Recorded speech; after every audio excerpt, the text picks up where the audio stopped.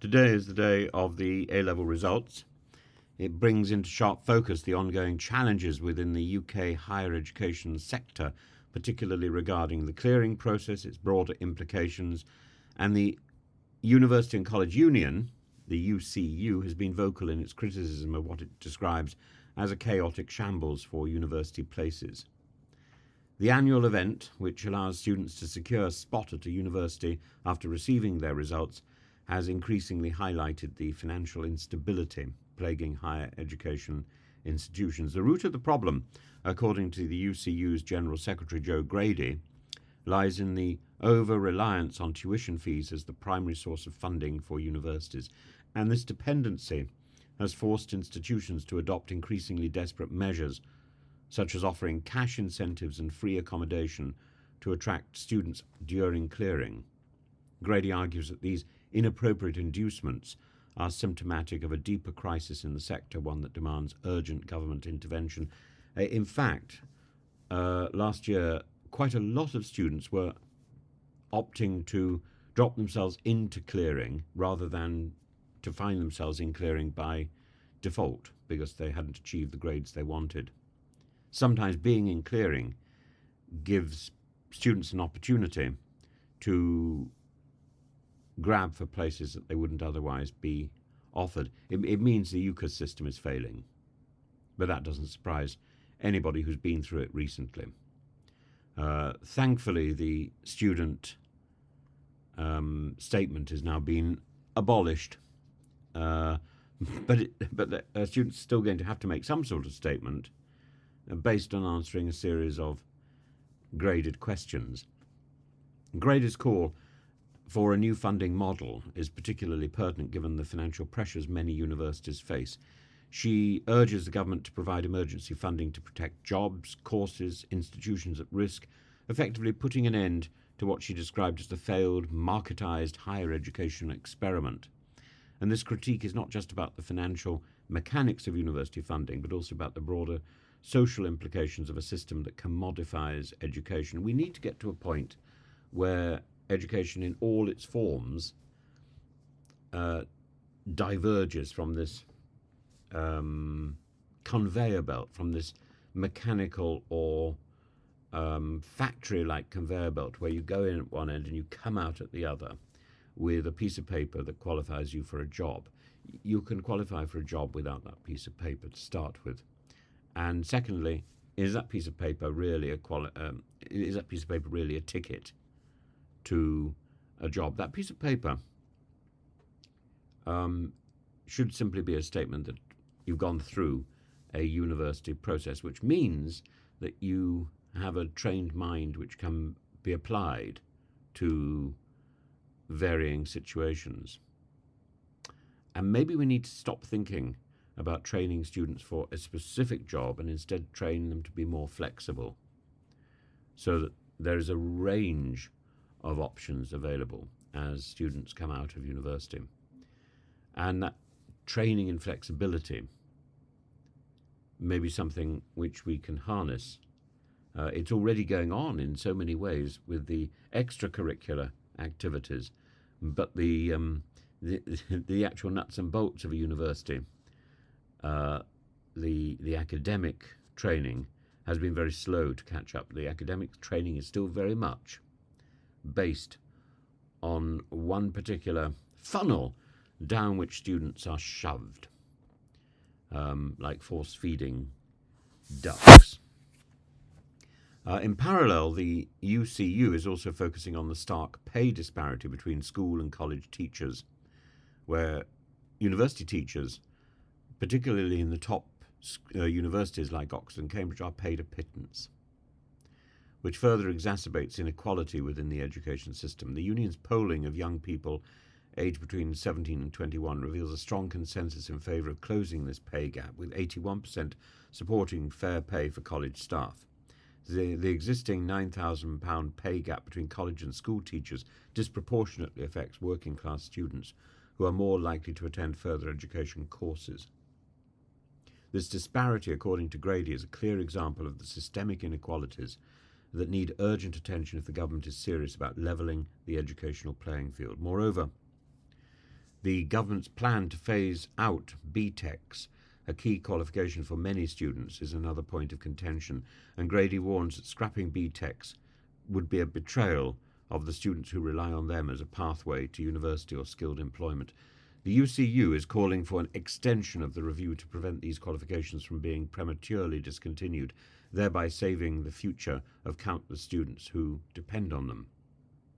Today's A-level results is a moment of celebration for many, but it also shines a spotlight on the significant challenges facing the UK's education system, from the financial instability of universities to the inequities in teacher pay and the potential loss of vital qualifications like BTECs. The issues raised by the UCU highlight the need for comprehensive reform, and that comprehensive reform has been gnawing at the system for at least 10 years, possibly longer. I don't think it's about tweaking problems here and there. It's about fundamentally changing the way we deliver education, from tertiary education, from the sixth form and university, all the way back down to primary education. Our primary education is for the most part solid and good.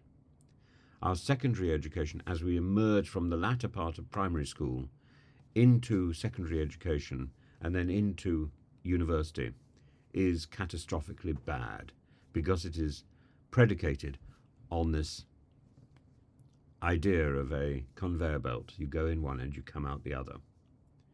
We need, with the technology that we have, which it was trialled, of course, during COVID, quite badly trialled, because people assumed that you put in the lesson plan that you would normally deliver, and you just delivered it over the computer, over Zoom.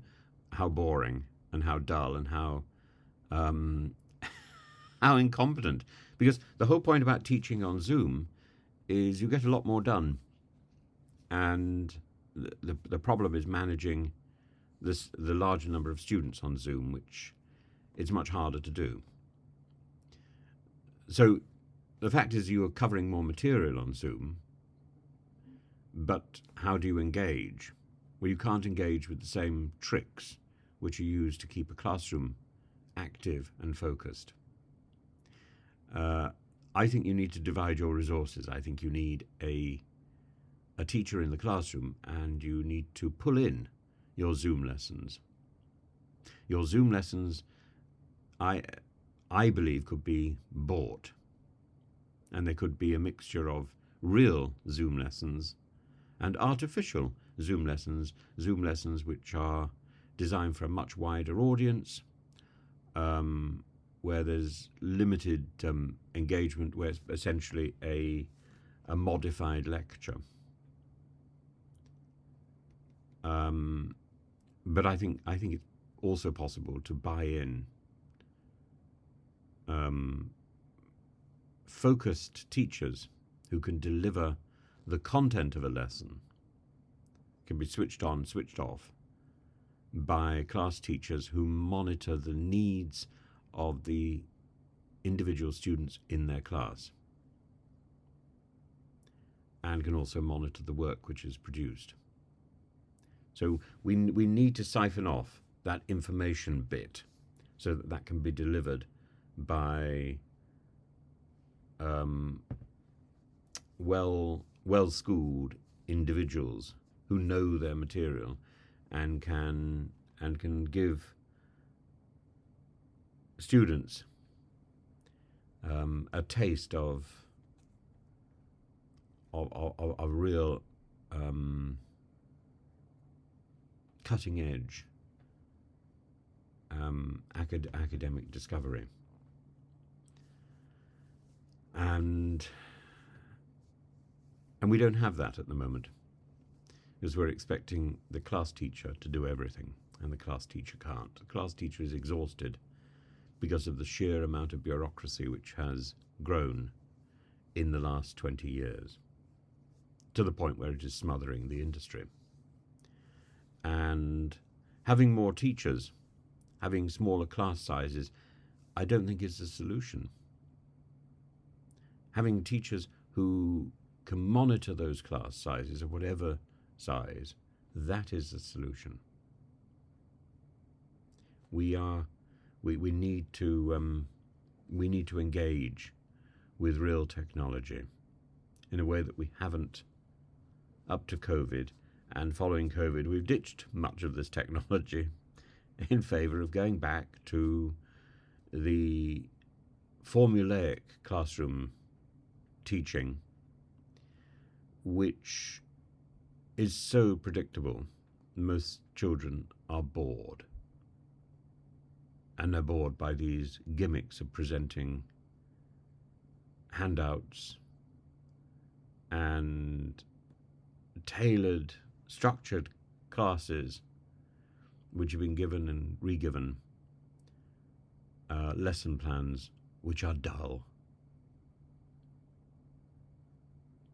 We need to give teachers a break, and we need to buy in that information, which increasingly is becoming so difficult for teachers to access.